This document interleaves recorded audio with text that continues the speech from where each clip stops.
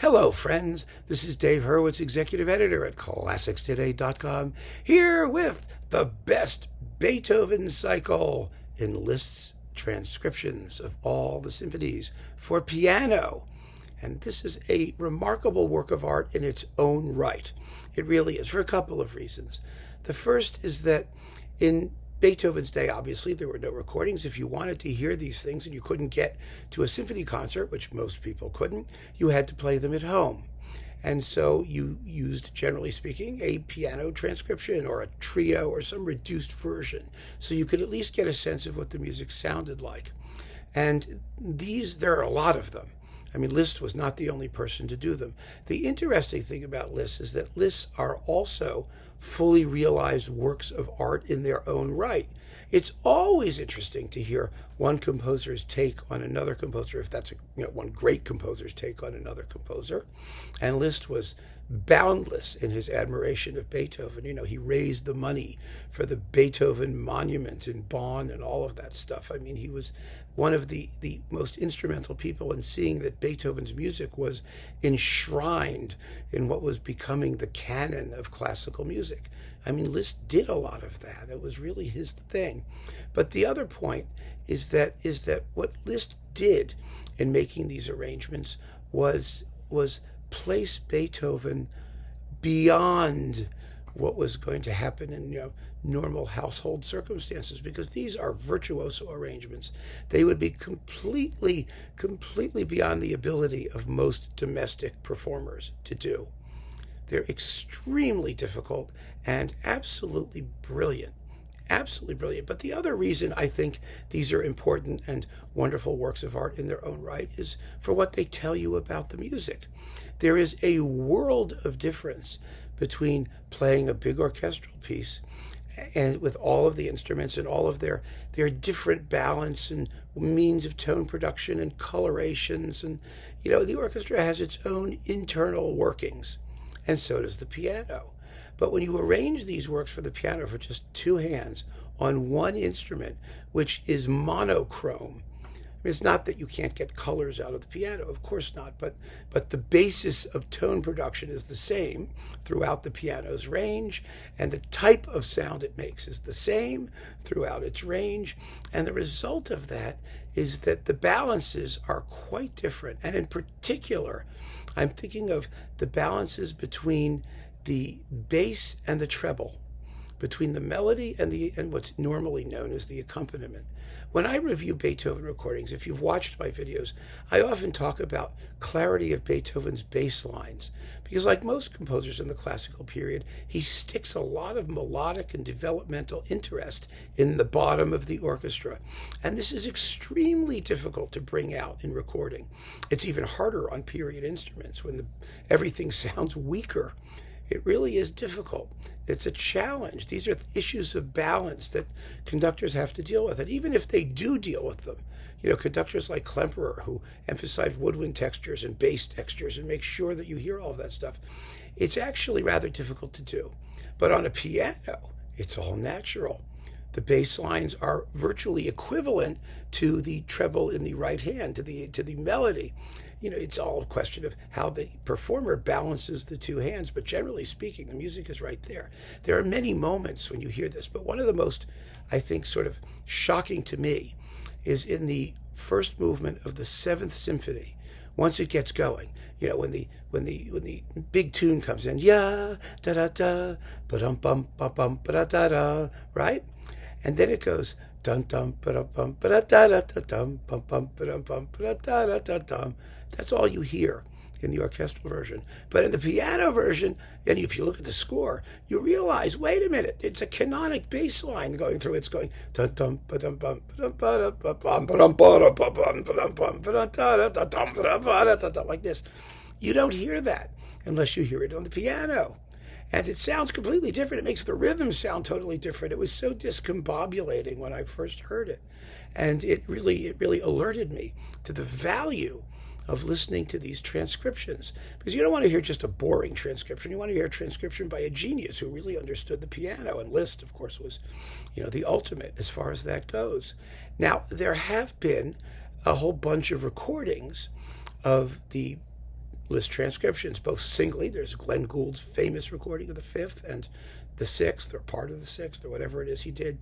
And there's also a bunch of complete cycles, about 4 or 5 or 6 of them. But I'm only talking in this repertoire talk about one, well, maybe 2, because there are really only 2 that I think are worth acquiring separately. There is Leslie Howard as part of the complete Liszt edition on Hyperion, and they're quite good. They're very good, as most of his Liszt playing is. It's very, very good for as part of the complete edition. I'm not sure you want it separately, although there are some performances that are excellent. There is a mixed edition on Harmonia Mundi that has all different pianists that they've slammed together. There's Edel Barrett as part of her own label. She's done all the Beethoven Liszt transcriptions, and pretty well, too. I mean, she's a very, very fine pianist. But the 2 that really are worth talking about, there's the Naxos version with Sherbakov, which is also very, very good and easy to find. So that one's worth considering. It all came in a box at one point. I don't know if it's still boxed up, but he's done them all. But for me, and I'm going to just go right to it so we don't waste a lot of time, because I'm not recommending that you get multiple versions of the Liszt piano transcriptions of the Beethoven symphonies. I mean, if you're a Lisztian or a real specialist collector, yes, you might want them. Or if you're a nut like me, I mean, I get them. But the one to have, and it was the first that ever came out, and it remains the best, is this one, Cyprien Katsaris on Warner, and it's still around, and it's very inexpensive. It's like 20 some odd bucks. I just checked anyway. If this is the year 3,287, then this no longer applies. But as of now, which is June 2022, you can get this easily enough. It is absolutely fabulous. Katsaris is a wonderful, unique pianist. He's done all kinds of interesting things, and he kind of specializes in transcriptions. He made that wonderful Wagner transcription recording as well on Sony, actually. There's a little Katsaris box on Sony that has all of those recordings. It's all Chopin, Wagner, and Bach. It's an interesting collection of things. But this set of the Beethoven symphonies is marvelous. Katsaris does a little bit of trickery in the ninth, because the ninth has parts where you need 2 pianos so he can play with himself. That's always possible. You can dub things now, and it sounds fine. He also adds some parts, and he writes a little note in the Pastoral Symphony, some woodwind parts, because what's also interesting about these transcriptions is what the transcriber leaves out. Necessarily, you have to leave something out, because an orchestra has the possibility of adding all kinds of contrapuntal counter melodies and bits of texture and then color that you cannot realize on the piano with just 2 hands. But if you have 2 really active hands, or a few extra fingers, or maybe an extra limb coming out of your elbow, you can put some of that stuff back. And in the Pastoral Symphony, Katsaris has put some of it back, and that's perfectly fine, because he keeps everything that Liszt wrote and only adds a little bit. And that's the way to do these things. I mean, if you're going to be faithful to both Beethoven and to Liszt and to the conception of, a transcription of the Beethovens, yeah, it's okay to add a couple of things if you're capable of doing it. It's not okay to take away things because you're not capable of doing it, or because you have a disagreement with what Liszt actually did. That's not your place, lowly, pathetic interpreter. So I really think that this is the wonderful, wonderful set. And as a supplement to your Beethoven symphony cycles, once you know them well, once you know these pieces and have them internalized and can hear them in your head a little bit, then this is really going to be a revelation to you. I guarantee it. It's going to wake you up to the, excitement and interest of what Beethoven did at the most basic levels, top and bottom. And then when you go back and listen to the orchestral recordings, you will have a renewed appreciation of what you can actually hear and how well the conductors do it, how they handle balance and texture. Because when we listen to orchestral recordings, when we review them, when we talk about them here, 99% of what we talk about is tempo. It's fast, it's slow, or accent, the sort of general overall conception or sonic frame that we hear. But in order to really get at the meat of what's in the music, you have to know more than that. You have to know what's happening beneath the surface. You have to know how much texture, how many different melodic lines are going at the same time. It allows you to hear the music in its orchestral versions in greater depth, because you will have a much firmer conception of where the thematic interest is, how Beethoven develops it, and when he goes below the surface, because the surface is brought to the top. I mean, the underneath, it's brought to the base.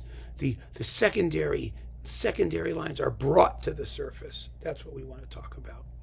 And if you're serious about Beethoven and really love Beethoven and really love listening and just want to have a good time, play one of these with Katsaris. He's just wonderful. And then play one of your favorite recordings of the symphony in its regular orchestral form and listen to the difference. I swear you're going to be amazed, and it will make you a better listener. It really will. It will really teach you in the most pleasurable and enjoyable way how this music operates. And you'll be much the better for it. I guarantee it. So keep on listening, my friends. Thank you so much for joining me. Take care.